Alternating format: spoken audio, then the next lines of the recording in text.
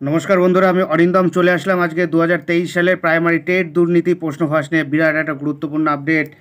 Bathroom থেকে question ফাঁস হয়ে গেছে। অদ্ভুত অদ্ভুত মন্তব্য করলেন পর্ষদ।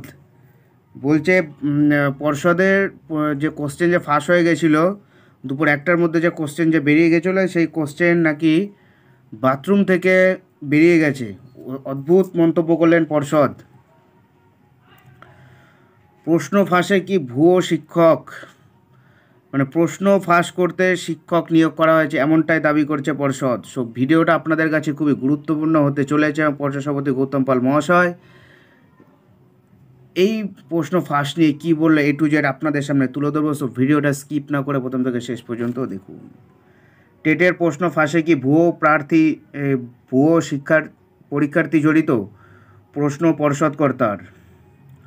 জেলার কয়েকটি পরীক্ষা কেন্দ্র থেকে প্লাস্টিকে মোড়া মোবাইল উদ্ধার হয়েছে। উত্তর দিনাজপুর একটি পরীক্ষা কেন্দ্রে টেট চলাকালীন এক পরীক্ষার্থী শৌচাগারে লুকিয়ে রাখা ফোন দেখে উত্তর লিখতে গিয়ে ধরা পড়েছেন। রবিবার টেটের দিন মালদাহের একটি পরীক্ষা কেন্দ্র থেকে ধৃত ভুয়ো পরীক্ষার্থী পুষ্পাঞ্জলি কুমারী সহ দুজনের মাধ্যমে পরীক্ষার দিন সমাজ মাধ্যমে প্রশ্ন ছড়ানো হয়েছিল কিনা খতিয়ে দেখা হচ্ছে। প্রশ্ন ফাঁসের সঙ্গে পরীক্ষা কেন্দ্রের কোনো কর্মী জড়িত আছে কিনা তাও দেখা হচ্ছে। মঙ্গলবার এমনটাই জানিয়েছেন প্রাথমিক শিক্ষা পর্ষদের সভাপতি গৌতম পাল মহাশয়।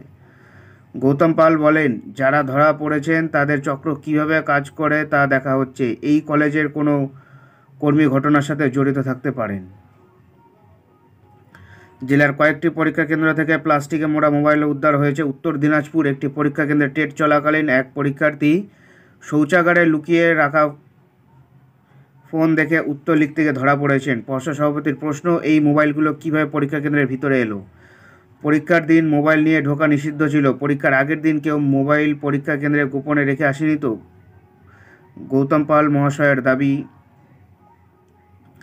সেই ক্ষেত্রে পরীক্ষা কেন্দ্রের কর্মীর জড়িত থাকার সম্ভাবনা উড়িয়ে দেওয়া যায় না। উল্লেখ্য, রবিবার রাজ্যে প্রায় 800 পরীক্ষা কেন্দ্রে টেট হয়েছে। গৌতম বাবু প্রশ্ন, এতগুলো পরীক্ষা কেন্দ্রের মধ্যে একজন কর্মীও যদি অসৎ আচরণ করে তাহলে কীভাবে আটকানো যাবে? পর্ষদ কর্তার মতে বেলা 12টার আগে প্রশ্ন সমাজ মাধ্যমে বের হয়ে গেলে তার দায়িত্ব অবশ্যই পর্ষদের ছিল, কিন্তু 12টার পরে প্রশ্ন চলে যায় লক্ষ লক্ষ পরীক্ষার্থীর হাতে, পরীক্ষকদের হাতে। ফলে তখন প্রশ্ন ফাঁস হয়ে গেলে তার দায় পর্ষদ নিতে পারে না। পর্ষদের দাবি, পরীক্ষা চলাকালীন প্রশ্ন সমাজ মাধ্যমে বেরিয়ে গেলেও পরীক্ষার্থীরা উপকৃত হননি। প্রশ্ন উঠেছে পরীক্ষা কেন্দ্রের ভিতরে যেসব পরীক্ষার্থীদের কাছে মোবাইল চলে গেছিল, ফাঁস হয়ে যাওয়া প্রশ্নের উত্তর তো সঙ্গে সঙ্গে তাদের কাছে চলে আসতে পারত। এর উত্তর পর্ষদ কর্তা বলেন, এবার যা প্রশ্ন হয়েছিল তাতে প্রশ্ন দেখে সঙ্গে সঙ্গে কোনো কোচিং সেন্টার বা বিশেষজ্ঞরা উত্তর লিখতে পারতেন না। তাদের অনেক ভেবে উত্তর লিখতে হতো। সুতরাং প্রশ্ন পেয়ে উত্তর লিখে মোবাইল ছড়িয়ে দেওয়ার সম্ভাবনা ছিল না।